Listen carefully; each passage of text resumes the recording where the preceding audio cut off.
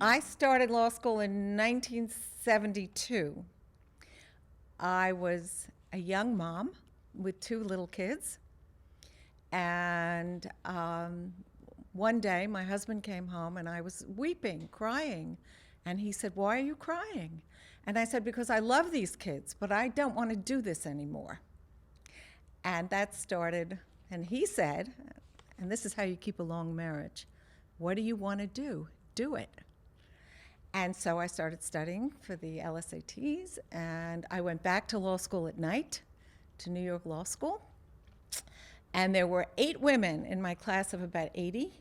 And so when I would go into court, I think in my day we weren't allowed to wear slacks in court. We were not allowed to wear pants, which is bizarre. And recently I read an article about a woman in the 20s or 30s where a judge held her in contempt. She was a witness. She wasn't even a lawyer or the accused. She was a witness to a crime, and he held her in contempt and jailed her for wearing slacks in his courtroom and being disrespectful. There was a time in my early career when a judge called me honey. I was actually trying a case. I was a trial lawyer, and I asked to approach the bench. And my adversary and I walked up, and I thought about this, and I knew I couldn't start a fight in the middle of a trial, but I said to him, "Judge, see that person sitting at the table with me? That person is paying me a lot of money to represent him, or her, I don't remember what it was. And would you pay a lot of money to someone that the judge was calling honey?" So the judge laughed, and he stopped.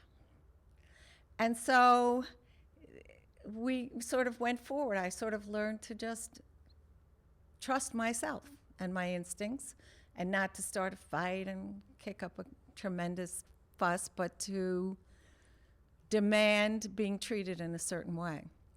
And I think that that lops over into a lot of your life, whether it's a personal relationship or I've been now I practiced law for 35 years. I've been on a bunch of boards, and I've represented women's groups, a women's group at the United Nations.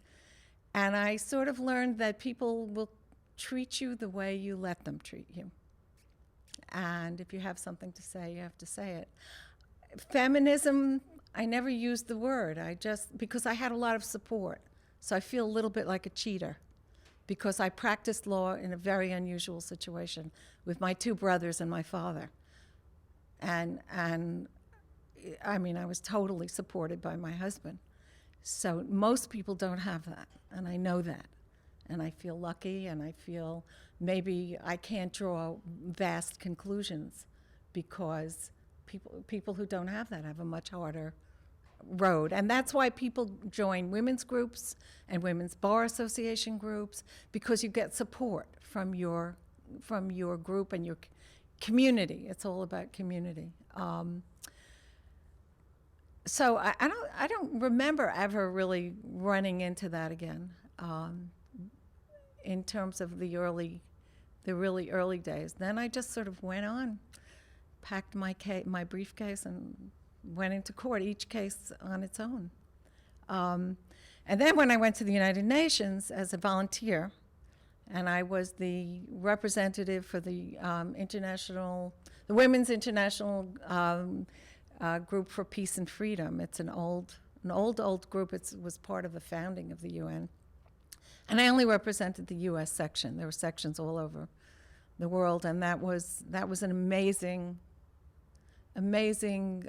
experience also to hear about the suffering of women. And trust me when I tell you that the United States has a long way to go.